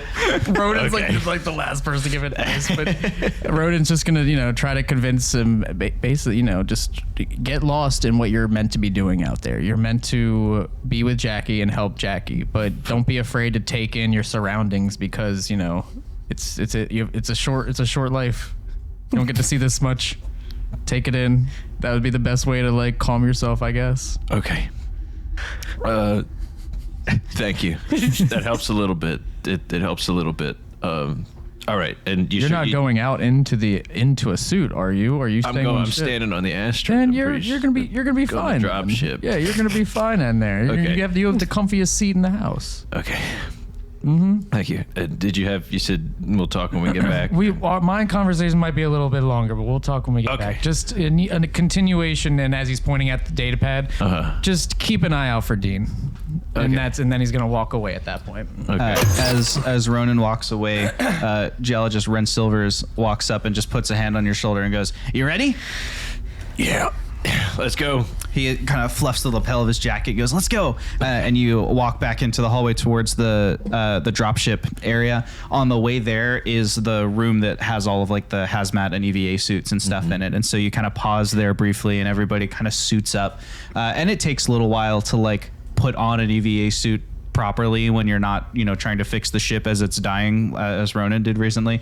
So there's, some safety checks and some whatever, but it's pretty routine stuff. What is a little difficult about it is that you can either interface JAQI with the suit or you can interface JAQI with the ship, but you can't do both because Captain Chet Gamma said to avoid putting her in the central system. So the question is, are you going to interface JAQI with yourself and then you do all the spectroscopy, or are you going to put JAQI in the dropship? Dang it. I think I'll keep her with me. Okay. And like because it's supposed to be training for her, right? So I think I'll have her try and tell me what I'm supposed to do. And then I'll just like follow her instructions. And if I notice anything different, I think that'll be. That's a good call. I am only about some odd days old and probably not ready to drive. Yeah. I hear that humans wait until the age of 14 or 16 before they start driving. Depends on where you're born. Yeah, it's a lot. Yeah, those outer rim planets, they start a lot younger. They can still be on the back of a space car, in the bed of a space car, without seatbelts. You know what I mean? Let's get in the ship. Great. So everybody gets in the ship, suits up, and gets ready to go. At the same time, at the back of the ship, on the other side of the engineering bay, are the access hatches. And we find Astro Adon, Sam Nova with some newly fabricated parts. And who do you think's going with you? Kyle Smith or Zara Lo? Probably Kyle, unless it's more technical or would need the lead. Sure. Okay. So then you are kind of getting suited up, and next to you is Kyle Smith, who hasn't quite made peace with you the way he did with Mark, but there was like a little moment there afterwards of him, like, he kind of briefly apologized, like, hey, maybe I went over the top. You're a valid employee. I respect you as a person, kind of a thing. And so he's kind of suiting up there next to you, as well as Sam obviously has the fabrication parts. Sam is a little nervous. The bouncy energy is starting to fade to like, okay, but I'm a researcher. Like, this isn't really what I do. This isn't really my space. Wait, isn't there one person that's staying back to watch and monitor? Yeah, you're right. Probably we should get someone to do that. That is protocol. Let's yeah, I didn't forget. I should just do that. Let's I'll call somebody. Let's see who's not I bet Kaya's not busy. She pulls out her communicator really quick, doot doot doot doot doot, and like calls Kaya Smith. Hey, are you busy right now? Can you just monitor vitals for an EVA, please? Well, how long will it take? I don't know, all day, week. We're repairing the ship. Like, I don't know how long that'll take. Yeah, all right. A few moments later, Kaya Smith walks in and joins you, kind of like suiting up and getting her EVA gear on. And she sits down at like an instrument panel that has your 3 tethers all kind of like jack into the wall next to it, so that she's getting like readouts of like how much oxygen is flowing through, temperature and climate control, and then also any readouts that get sent back, like, okay, how much radiation are you being exposed to, blah, blah, blah. Is there anything we need to, make a safety decision about? She's kind of watching for that sort of stuff. Perfect. So you're all getting ready for your EVA as well. Whose EVA would we like to follow first? Will we follow the dropship with Mark and JAQLINE in it? Or will we follow Astro and some of the engineers as they EVA? Tyler, who would you like to follow? I want to see Astro. You want to see Astro Let's work. go. Excellent. Astro, you step outside. Well, step is maybe the wrong word here, but you enter the void of space. Heck yeah. One trip for four. And as you pass through the airlock, all the other sound fades. Because if there's one thing we know about space, it's that you don't hear things in space, really. You are outside the ship. In front of you, there are these huge iron rungs that you can kind of pass along, and you have this big harness that gets clipped one at a time laboriously to them. Very slow going. And there are repairs that need to be conducted all around the outside of the ship. So it's basically you're just going to start at the closest one and keep going. So let's start with... Actually, let's start with your gear. You get a few artifacts for this little experience here. The first thing you have, obviously, is your EVA suit. You get to choose, would you have worn a tetherless suit, which enables you to breathe in low or no atmosphere situations, shields you from harmful radiation, and has enough air in it to last its level in hours, but then you have to come back in and restock it with air? Or would you have worn a tether suit, which hinders your move because the tether gets in the way, so it's going to hinder speed and might-related tasks while you're out there, but it never needs to be restocked with air, so you can do much more prolonged repair work? Is this something that's decided as a group, or does everyone choose? No, each person gets their own individual one. The other two are both going to be in tethered suits because I decided it. Yeah, he's going to do tethered. Okay, so everyone's in a tethered suit, which means just remember that while you're wearing this suit, your speed and might tasks are hindered by 1. Okay. As you navigate in 0G here. And so as you there's this brief feeling as you transition into 0G of, it's almost like a mixture between nausea and vertigo, where it's like just all of your organs start just floating around inside you instead of being held in exactly where you think they go. And so it takes your body a little while to adjust. But as you're adjusting, you do have, just this view. You're looking down the length of the Spirit of Inquiry. You're in the back near the ion engines. And so you can see in front of up above you to the left is the huge text Spirit of Inquiry as the med bay and the habitation areas kind of round off away from you. Above you are some of the boosters of the ship. Reactors 1, 2, and 3 are right above you, and they're not lit right now. The ship is stationary, so the only things that are on are the stabilizing thrusters, which are a little further ahead underneath the body of the ship, and they're kind of venting to either side, like 45 degrees away from the ship, sort of preventing it from rolling too heavily. Beyond that, the sort of white metallic profile of the research deck kind of juts out from the side of the ship. The research area is much wider than the rest of the ship is because it needed to have room for the arboretum beneath it. Yeah. And then ahead of that are like the viewports and things. And so it's just, you can really appreciate like the magnitude of size of this ship when you're on the outside of it and there's no doors or rooms or anything. You're just looking down the length of it. And from here, the first repair that needs to be done is kind of patching in that hull piece. Mm-hmm. So you do need to kind of traverse a pretty long distance here up the ship. And so I'd like you to make a speed task with a difficulty of, I think 6 is probably fair for EVA. Okay. Everything is harder in space. Yeah. And so you're hindered by 1, so that's going to make it a difficulty 7 for you to safely traverse the whole ship.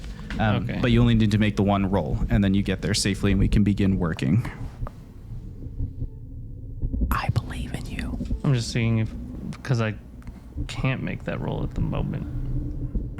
Oh. Yeah, so you have to put some effort into it. Definitely putting in effort. It's might, right? My speed. Speed, okay. Because it's movement. I guess I could see the argument for might, for like, the bodily control almost of like navigating successfully. So I could take either of them. Okay, then I have an edge in might, 1 edge. So I'm going to do 2 levels of effort. Okay, you're a tier 1 character, right? Is it just 1 level? Your effort level is determined by your tier unless you have an ability that gives you an extra. I do not. Okay, so you can only put 1 level of effort in. Okay. So you would have to use skills or ciphers or assets to lower it any further than that. I have the ability Endurance. Any duration with physical action is doubled or halved, whichever works in my favor. So that would just... So that would help you move faster if you succeed, but it wouldn't ease the task. Okay.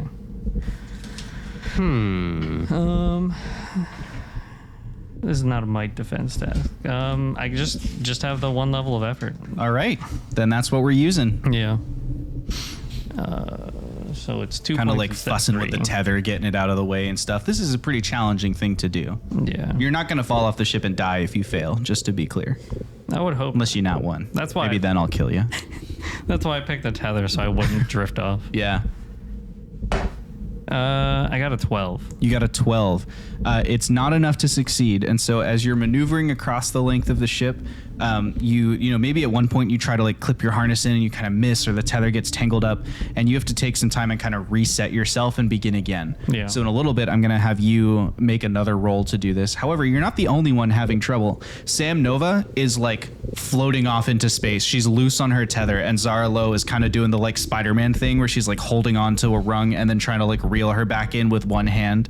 And so as you're kind of like untwisting yourself, you look up and you see like very slowly Sam Nova sort of like floating back towards the body of the ship. Go ahead and make your next roll. We'll see how the next level of navigation goes here. Sam clutching desperately to this piece of, you know, hull plating that she's made, trying not to lose it into the void there. Again, another level of effort, and I rolled a 5, so not good. Yeah, a 5 is, that's even worse. As you're trying to untangle, it actually starting to get worse and worse, and you hear the little communicator in your helmet kind of activates, and you hear Kaya, hey, I'm noticing there's some strain on the connection between your tether and your suit. Whatever you're doing, try and do it a little bit slower. It's not entirely safe the way it is. We want to get that tension off there as quickly as possible. I'm going to try and make more or go slower as she has asked. Okay. You can continue innovating, by the way. Like, if you want to change your circumstances, you can I'm just play or thinking intrude. Okay. And you can just roll again as well. I mean, That's allowed. Going, would you argue that going slower, more methodically would be considered one of those things? I forgot the word, the verbiage. I'd accept Asset, it. Yeah, I'd say that would ease the task maybe by 1. If you're like, Okay. hey, I can take as much time as I want here, I'm going to ease it by 1. So we'll cancel the hinder that way, and you're back Okay. down to a difficulty 6 normally. Normally, yeah. I'm thinking, what else? Like, would his experience on ships help? Like, he's been doing this a long time? He's been doing stuff inside ships a long time. I don't think that we've talked about anything in his history that No. says he's been spacewalking to No, repair he hasn't. ships. So I don't know that that would necessarily apply. Okay. I will roll again and ease it, or apply a level of effort. Okay. Astro struggling. Yeah. I got a 7 that time. Things are not looking good for you. They're not.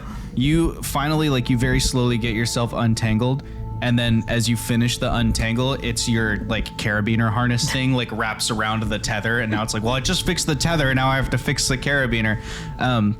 As that's happening, Zara Lo literally has given up on reeling in Sam and has just swung her forward, hoping that at the end of her tether, she will slowly slap into the side of the ship and she can kind of grab onto something.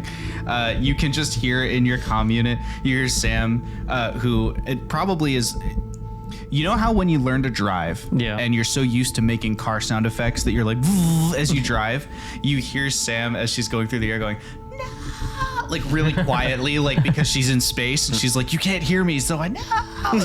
But it's just like her whispering quietly to herself, oh no, as she like flies towards the ship. It takes like several minutes for the end of her tether to finally reach, and she like wraps herself through one of the rungs. So like her arms, both arms are like locked in through one of the rungs, and she's kind of holding herself in place. She's like, I'm secure. I'll hold here and wait for you. Zara comes over and she's going to assist you. Okay. Dr. Zara Lo, chief engineer of the ship, she is very experienced in spacewalking and in conducting repairs outside of a ship.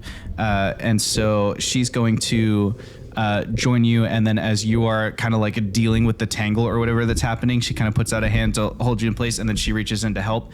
And so with her assistance, we're going to ease it another step for you. So now it's difficulty 5 plus whatever you're going to apply to it. Another level of effort. Great. So now it's a difficulty 4, target roll of 12. You got this. That's a 9. It's a 9. Even with her helping, it's like something about it is just not working right. It's a defective tether. Maybe your stuff with your tether finally gets worked out, but then like the tool belt that's attached to the outside of your suit, like something jostles it and like the clip comes off and you have to like stop it from floating away while you're outside the ship. As all of this energy is happening, we cut down to the dropship bay where Mark Putty, feeling however he's feeling, it's your first time going through this particular airlock of the ship. And because of the damage that the ship's hull has sustained, when the airlock does open, in front of you, the dropship is still anchored properly, but there's like excess wiring and stuff like just hanging down from the sides of the hull above it. There is no like hangar, like there's no force fields on the ship because we didn't discover them in our world building. So the ship is just out here in void. So you're already kind of like suited in, you're breathing air. And I'd like you to decide, are you in a tethered suit or are you in a no tether suit? No tether, I would think. No tether? He's probably way too scared to try no tether. Okay, great. So you can add to your little artifacts list. You have an EVA suit, level 6, depletion die D20. And that should be on your inventory. Did he say tether or no tether? Spot. He said no tether, I think. Right? No, I said tether. Oh, I'm sorry. I just misheard you. He missed. I just revised your history. That's fine. If there's nowhere to write that, then we'll just work that out. I believe in you. Okay, so then you have exactly what Trevor has. So you don't need a depletion die for that one because you're not breathing oxygen and hoping you don't run out. You have it tethered. Okay. And as you move out to the ship, there's a brief sort of heart-wrenching moment where they're like, okay, and they pressurize it for the 1 minute that a tethered suit can hold while they disconnect you from the main body of the Spirit of Inquiry and tether you into the dropship. But it goes smoothly. You've got a whole team there with you. And Ren Silvers is not the most experienced in this area, but helmswoman Saren Peters knows everything there is to know about ship travel, and so it's very easy for her to take charge here and kind of lead with that. Saren Peters also gives everyone like the talk when you get on the ship in terms of like, okay, load balancing and harness in here, and she kind of walks everyone through all the safety features, even though you really ought to know already. There are 3 other artifacts on board the ship that you don't need to write down necessarily. We'll reference them when it's time, but you have a carryall that's being brought by Ren Silvers. There's a small like clip that gets attached to the belt of Ren's EVA suit, and then behind him, just sort of floating suspended, is like a levitating case almost that just sort of follows him around, and he can position it like he can have it stay or whatever. But it's essentially like a no effort way to hold everything that he's bringing. So when he finds materials or whatever he can put in there, it can hold up to 5,000 pounds. So this is like an item that's really useful for that kind of purpose. Its level is 3. We also have an instant bridge on the ship. This is something that is given to you, Mark Putty. The instant bridge fires a cable with a powerful magnet up to a long range. When the magnet strikes a metal surface, it affixes itself, and the taut cable extends into a narrow bridge about 3 feet wide. So this is so that if you get to an asteroid, because asteroids are often smaller than the dropship, you'll be able to fire this thing, assuming it has, you're looking for metallic components. So assuming it has whatever you're looking for in there, it should attach, go taut, and become a little bridge, and then Ren Silvers can get down there with the mining equipment while Saren tries to hold everything in orbit. That's a level 6 artifact that we have, and it can support 1,000 pounds. Cool. And then we have the last piece, which is sort of embedded in the ship, is the sediment sensing array. This device identifies the different types of material within stone formations within a long distance with minimal precision, enough for you to point to the right asteroid as having that material, but not so specific as to say, dig here. And that is something that JAQLINE will be using. She's been simulating and running it all morning. JAQLINE, this is a level 3 item with a depletion die of 1d10. That means every time you use it, and this is the rule for all depletion die, you roll the depletion die, and if you roll a critical failure, a 1 on that die, then this is the last time it works. So it works this time you use the artifact, but then something about it breaks or falls in need of repair or whatever. So with spacesuits, that's particularly spooky, but especially for you, like you're out here trying to look for sediment. If this thing fails, it's going to be because you have made some sort of mistake, right, in your training or whatever. That's going to be the story reason. JAQI, who believes she's perfect. So that's what you have, is the sediment sensing array. Level 3, 1d10 depletion die. you all step into the dropship, and Saren Peters is like, all right, everybody buckled in? We ready? Yes. And Mark Putty, you get your first real sense of being alone in the void as the dropship launches out of the Spirit of Inquiry and does a quick loop around it. This is mostly her warming up the engines, making sure everything is responding the way it should, and then she'll do a flyby over the ship and head towards the asteroids. And so there's this early moment where like now you're doing it. It's one thing to be in the big like transport ships that take you between planets, which is what you were used to in the solar system. It's a different thing to be in a massive research vessel like the Spirit of Inquiry. This is something different. You're in a teeny tiny little tin can, essentially. It's shaped like an X-Wing, just for us to help visualize. It's not an X-Wing, but it's got that kind of profile. So at the front, there's the like bank of windows that you can look through. And so you're just standing at one of those windows looking out at like, this is where we are now. There's some weird nebula. Like this is where we are. Wow. Mark, look, there's so much to see. I would rather keep my eyes closed for right now, JAQI. No, you gotta understand the engineering behind this ship. I'm sure you're safe. It's got at least a half an inch of glass. I don't doubt that it's safe, but I think it'd just be better if I just wait till we get to wherever we're going, and then I can really drink it in then. You are missing out. I am recording all of this to show you later. Can you just what if you tell me what it looks like, and then maybe I'll feel okay to Yeah, no. Ren Silver is fiddling with like a little, he's got like some kind of interesting rock formation on a necklace, basically. Kind of walks up and he does another, like just a quick tap on the shoulder, like, come on, Mark, it's you got to take it in, man. There's rocks. You are somewhere no human has been before. And a star. And a lot of gas. I'm picking up a lot of X-rays. I don't think you're able to see those. I'm detecting that's hydrogen in the gas. Just based off the spectrometer. Yeah, Roll a depletion die. You just used your spectrometer. Roll a 1d10. Oh my god.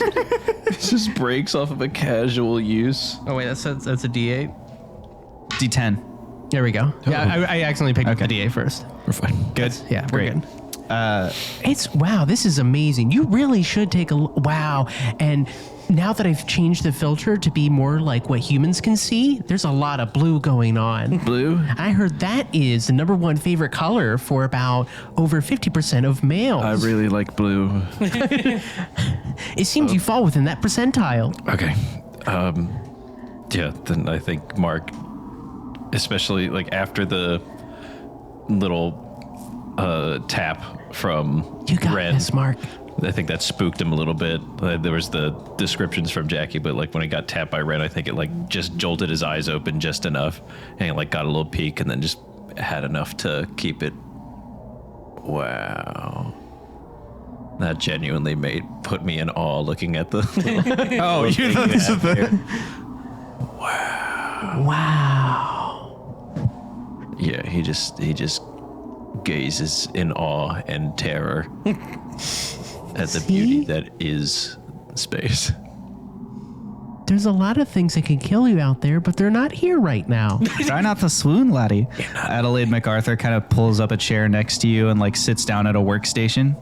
It's just space. Just space. Just space? Ren Silvers like cuts in. Are you kidding me? You wanted to be on the forefront of discovery. This is discovery. Like, beyond, he's like silhouetted by this blue, there's like rays of cosmic god rays light coming in through the thing, outlined and haloed in like a glowing blue. This is science. We're doing science. Find a fun rock. JAQI, find a fun rock. Looking for fun rock. JAQI scans one random rock, literally did a mathematical random choice. Adelaide cracks her fingers. I will be judging you. I got a 10. Okay. On the D10. You find some... Oh, should I have rolled I can roll a intellect task. Yeah. Yeah. Yeah. Yeah. That's fine. Yeah. I'll take that. Yeah. All right. Respect that. You know what? Give me 6 seconds, and I'm going to one full round to calibrate my sensors. Nice. And that should give me, doesn't even say, but I'm assuming it gives me an easement. Yeah. And It gives you an easement to using sensors. So. right. And you know what? I'm going to use anticipation. Okay. 1 intellect point. I get to look ahead and see how my actions might unfold. Okay. So I'm going to say I scan the biggest rock there is. And I'm going to see if that was a good idea. Great. And looking ahead is like running a simulation. Yeah. So earlier when you ran a simulation, maybe you find a rock that's similar to the like dimensions of the one that you ran the simulation on, because you're like, I want my first one to be good. And, Well, like, we all that's how know the you- ones with the right mineral composition tend to form these more angular outcroppings. All right, so we're going to go ahead, use a level of effort. And then it should be eased by 1 from anticipation, right? Because you looked Yep. ahead. And then because you calibrated, it's eased by another. So that's 3 assets to this roll. So you're essentially adding 9 Let's to whatever go. you roll on the die. And I needed it. I rolled a 3. You rolled a 3, but you got a 12. Yay! That's better than a level 4 task. You find an asteroid that is rich in ice deposits. It can be processed for water and oxygen supplies. Ooh! I found that this one's full of H2O. It's got the water. It's got the. Let's have a look. And Adelaide pulls up the reading just to confirm what you said. She said, do you agree, Mark? Mark's fully just been lost in the view that he has right now. Excellent. Yes, JAQLINE, I agree. I concur. Saren, can you take us closer to that one? Yeah, of course. And the dropship kind of swoops in towards the rock that you identify, and Oh, wow. as it kind of heads in that direction, you know the engine's kind of propelling you closer to it. The readings get more strong, like that kind of confirms what you understand. Although you'll have to get onto the asteroid to find it. You're like, yeah, there's definitely ice here, and some of it is like glistening at the top, but it's like little deposits on the outside. Somewhere in the center of the rock is like a big body of water that's been kind of frozen or condensed. So it is going to take a little bit of mining, and that means that we're going to need to dock with it essentially. Now, you told me this is a big asteroid. Trevor, is this asteroid big enough for the ship to land on, or do they need to chain to it? Chain. They need to chain to it. That means Mark Putty, you're up. Mark, you're still looking out there, and Ren comes over to you and goes, okay, I know I wanted you to look at the view, and I love that you're doing that now, but I actually need you to shoot a tiny cable out the back of the dropship onto that asteroid. You'll still be looking at the view, but like, and he just kind of like slowly steers you in the direction they need you to look. Keep looking at it. Yeah, you can keep looking at it. Just Okay. Also, and as you are kind of it probably doesn't hit you until it's happening that they're gonna open the dropship. Yeah. The dropship is just kind of, it's not quite stationary, but it's pretty still. You know, Saren is doing a good job of controlling the momentum as the back door of the dropship just opens up, and all of the oxygen, you know, the ship is depressurized, all the oxygen shoots out of it. You're all wearing your suits, it's fine. But you get that there's like that smell change almost, where it's like we've gone from, you know, stored air to recycled air in this suit or whatever, and it's like all of a sudden it feels very like stale and medical. And the thing has opened, and there in front of you is just a big ball of rock kind of floating, a little bit of light coming over it. And you find maybe pressed into your hand, if you're still not acknowledging it, like Renges is like, now this thing, like, just, you got it. Yeah, I could do that. Yeah, you got it. As soon as the door opens, Mark's heart drops. He's still like in that, but now he's got an even bigger opening to view this incredible art piece that is the open void that we're in. And so I think he's just like lost in the moment, and he's still Mark? he acknowledges what he has to do. Mark? And yeah. Mark, you've got this. Yeah. I'm gonna need you to focus. You're losing your grip on the tool. Yeah, no, I got it. Yeah. Okay, there you go. And I just aim and shoot. well, you want to aim for something that looks vaguely metallic. Yeah. Okay. I'm gonna go ahead and try to find you a good spot. I just used the sensor to the sediment array to look for a metallic spot.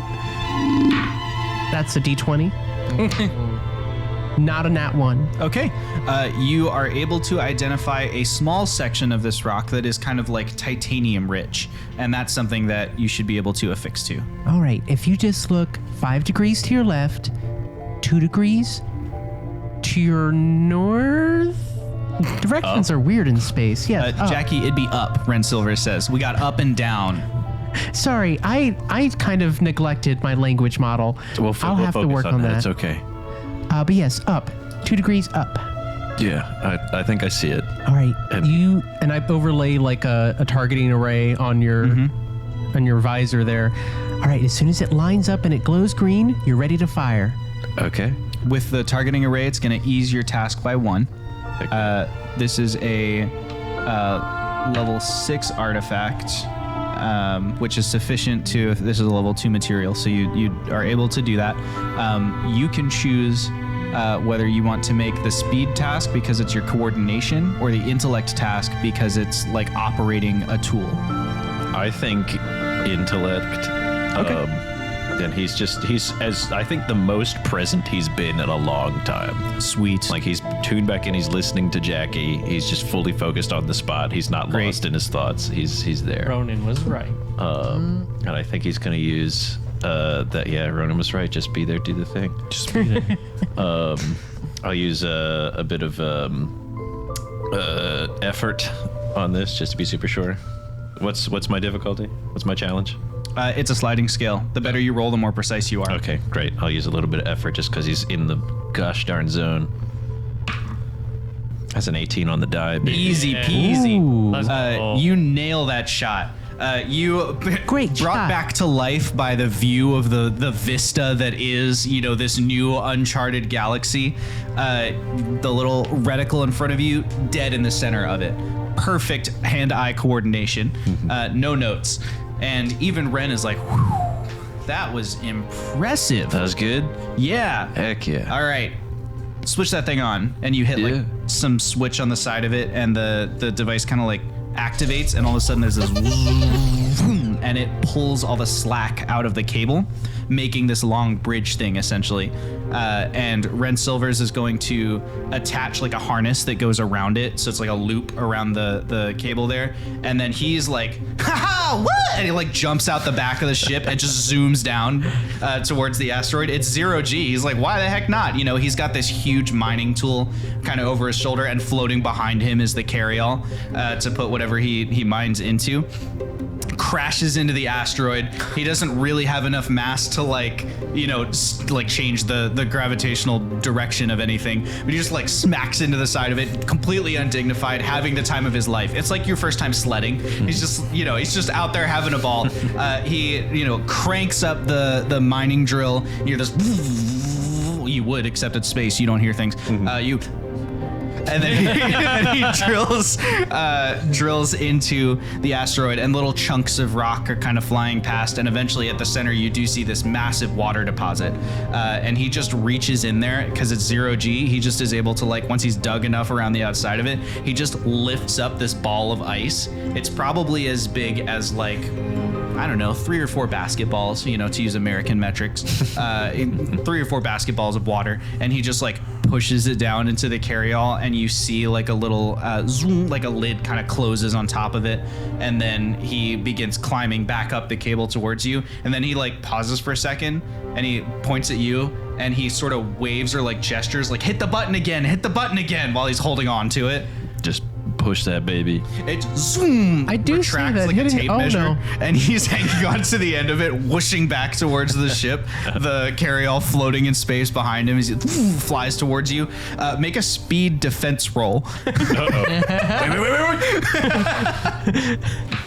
This is not advisable. That's accurate. 3. 3.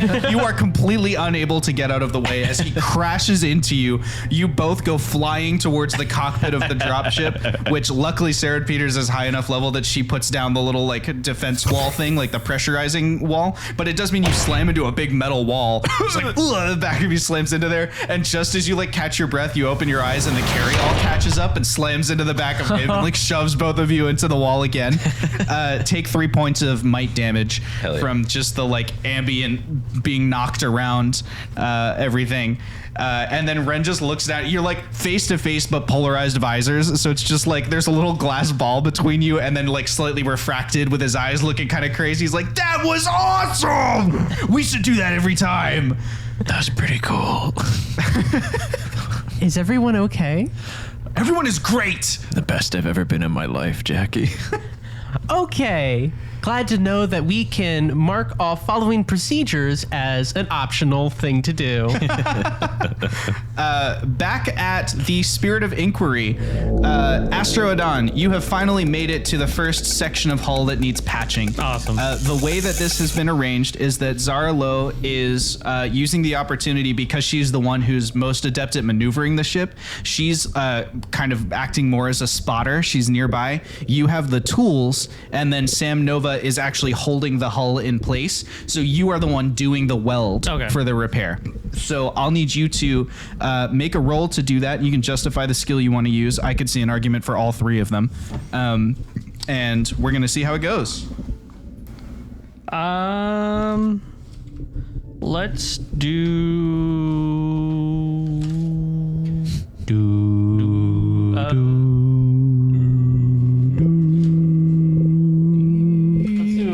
Speed test. Speed test? Speed test. Excellent. How? Why is it speed? Speed. Why is it speed? Why? Because it's like more like dexterous.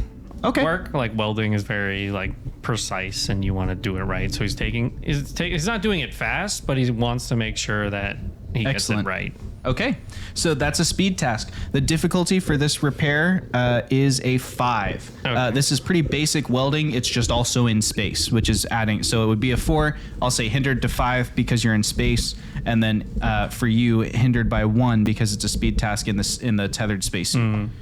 Space. Yeah. So its total is 7. Total is 6. 6. Okay. Would being trained in tasks related to carpentry, plumbing, or electrical, can we include welding? I wouldn't include welding, but I would allow you to spend 2 XP for the short-term benefit of applying one of those things to this particular weld. Like maybe you've done carpentry or electrical work specifically in a way that applies to this, but you've got to tell me the story where it connects. To help you out here, maybe spend 3 XP and have that welding more permanent. I would like to spend 3 XP and use this as the opportunity to gain that skill. Okay. Let's remember that when we spend 3 XP to gain a skill, we are taking something that's happened in the story and we are locking it in mechanically. Yes. How is the narrative of the story going to justify that you've gained this skill? You get to choose, but we've got to make it line up with the story of what's happening. Well, I'm doing this welding, and I will presumably do the rest of the welding. So I'm going to be very practiced in welding on that makes sense to the me. Ship. Sure. So it's like because so much of the ship was damaged in transit, it's like you're getting so much practice that you're like specifically like hull repair maybe is what we'll call the skill that you gain here. Sweet. I'm here to help. You are here to help. That was you helping. I helped. And then that would make me practiced or trained? That would make you trained. Practiced means you can do something that you otherwise can't. Oh, okay. Like there are some things, like for example, if JAQI wants to break codes, you can't just do that. Like decryption is a skill that you have to be practiced in.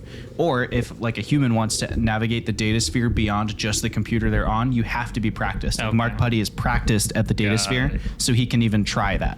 I'm following. Okay. So I am now trained in hull repair, You are. and that eases it 1. That does. And I am spending 1 level of effort. Great. So that's dropped it back down 2 levels from a 6 to a 4 And- with a difficulty of 12. We hope the dice like me. We sure do. That is a natural 1. A natural 1. That is a GM intrusion It is. with no Benefit. no benefits for you. Sag. That is tricky. We hate that for you. We do. Well, they do probably. I think it's pretty great. You sit down, or not sit down, but like pull in close to do the weld, and you have picked up the skill as you've been welding the outside of the ship. Unfortunately, in this instance, it means you're a little overconfident. And I'm thinking that probably on the way to this point, maybe we've time skipped over some other welds, and so you're like, I've gotten this down to kind of a science. You get too close, and as you weld, it fries your visor, Oh, no. and a huge crack appears in your visor. You hear Kaya's voice cut in over the radio. Pressurization is falling in your suit. You need to get back in here. ASAP. Zara, is there anything you can do to try and insulate that? And already Zara Lo is flying towards you with like a huge roll of repair tape, trying to like cover up the seal, like flex tape. It does not work. She puts a roll of tape across it, and it just gets sucked into the helmet as like the pressurization changes, and now you just have this thing like flapping in your face. It's disorienting you, and so the mechanical impact of this intrusion is that your intellect tasks are hindered by 1 because you can't think straight because the stupid tape is flapping around in your helmet. What do you do?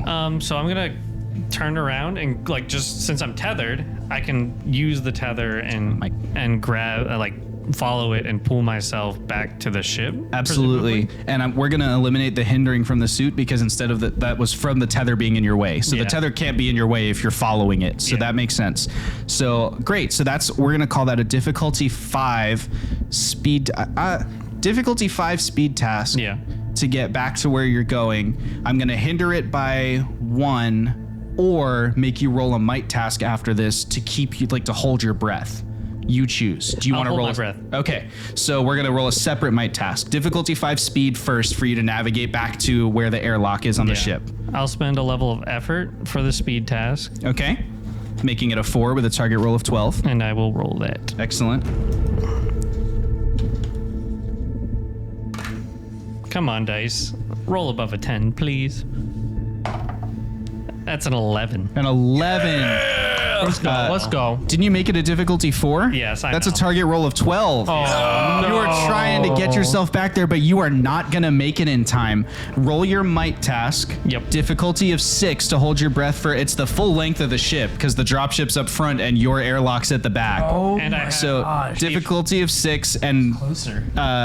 And then hindered because of you didn't get back to the airlock in time, so you have to hold it longer. This is a difficulty 7 might task. So I have an ability called Endurance. Any duration with physical actions is doubled or halved in my favor, so I can hold my breath double what an average person Okay, so would. I'll put it back to a 6 for you because Okay. you are extra good at holding your breath. That's great. You've got the constitution for it, but you still need to it's still a long way to hold your breath. To survive all these. Target roll of ships. 18. Does If it- you fail this roll, you will fall unconscious. Does me having one step in might defense? No, because this isn't a defense roll. Yeah. You're not being attacked by anything. I don't have anything else that You're would. attacked by your incompetence. Yeah. Attacked by your dice, maybe. Gotta hope I can make this. I don't have anything else that could help. Other than experience in high stress situations. got an effort, right? Would that help? No. You can use a level of effort. I can use the level of effort, so I'll use that. Okay, so that's a level 5 now with a target roll of 15. Very different experiences in space Yeah. for these two folks. Okay. 16. 16, you barely hold your breath. Holy moly. All right, you are still alive. You're still conscious. You got to roll another speed task difficulty 5 to get back to the ship. And then we'll roll another might task to hold your breath the rest of the way. Jeez, I'm far away. Yeah, it's the whole length of the Spirit of Inquiry, and you're in 0 gravity. To argue in his favor, technically, has he made some progress and thus the speed task is slightly easier? No, because the speed task is the ability to maneuver this way in 0G. Okay. Rolling it again is because it was so it's how many times he has to roll is covering the distance. Gotcha. Not the difficulty of maneuvering while he's out there. Use a level of effort. Okay.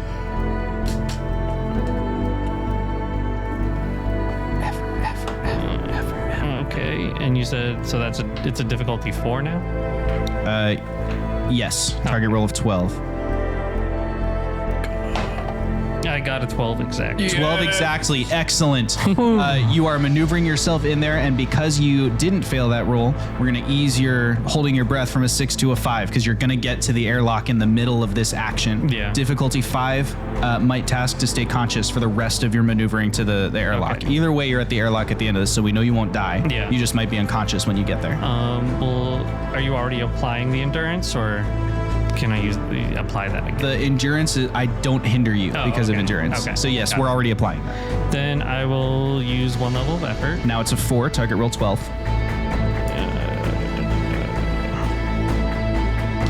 And I will roll. Okay. 18. 18. That is a success.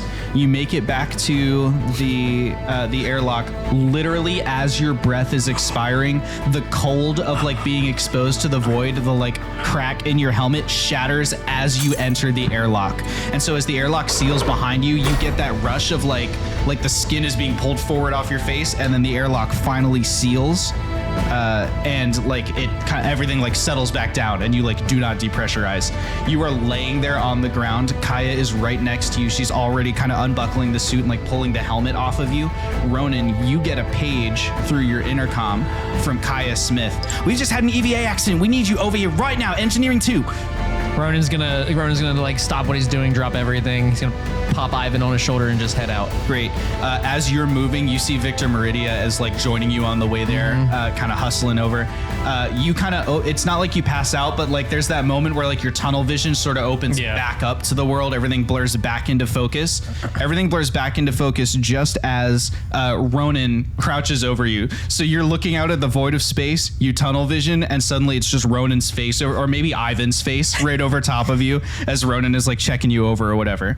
Ronan, he looks fine, although probably some rest would be advisable, but like you don't see anything medically wrong with him. In fact, he held his breath for an extraordinary amount of time. That's what Ronan's gonna do is at least check his heart rate real quick and like make sure his breathing is not like hoarse or anything like that. So he's just gonna he's gonna have like I always forget the name of these things. The little stethoscope. I was trying to think of like a more like wittier name for it, but yeah, he's gonna have at least something of that nature, and he's gonna be checking his breath for anything, at least hearing it too, but also hearing it in from the inside as well. Yeah. But from the most part, Ronan's gonna kind of give the okay that he's good and just You can just have that interaction. Oh, yes. Don't tell us what you do, just do it. No, it seems that your breathing seems okay, but you definitely put some stress on it. That can be heard. Yeah. Right. Are you okay to walk, or do you need to be? No, I'm. Would you good. rather? Okay. So we're gonna get. Just Ronan's gonna kind of clear some people aside. He's gonna Victor. He's assuming is there. He's gonna tell Victor. He's like, hey. He's like, can you get me a where's chair? Even though he says it's good to walk, we're still gonna get a wheelchair for him, just because there's no need for any extra stress here. Yeah, and I mean, Victor's been around a long time. He probably had the wheelchair with him, so he just, it's probably like a little collapsible one. So he like hits a button on it, and it like, kind of expands into like a full-sized wheelchair, and it just kind of like clunks down onto the deck. The blessed feeling of artificial gravity, as Ronan kind of helps you to your feet and gets you situated in the chair. And Victor says, "Let's get you some rest. Let's get you back to the medical bay." Sounds good. Okay, that should probably be enough repairs for the day, unless you're going to get someone else to help. He should not be back out in the void for the day. And there's some agreement all around, and he starts wheeling you away. You're not the first person I've had nearly decompress, actually. In fact, you'll never believe the first time I had someone nearly decompress. And the Ronan's door gonna shake his head from like across the room. the door closes behind them, and now you are standing in the room with Kaya. How's your day going? Oh no, he's just gonna kind of shake his head and let out a big sigh, and he goes, "Well, that was a little exciting. How was it out there?" Well, they were doing fine until that.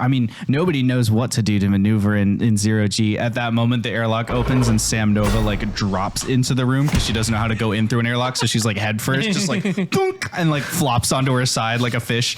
Ronan's gonna like one hand like on the back of her back of her suit and pick her up and put her like kind of help her to her feet and be like, "There you go," and pat her on the back. Thank you.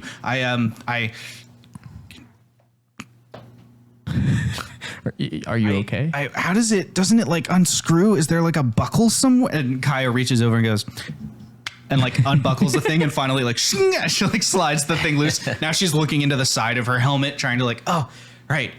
Whew.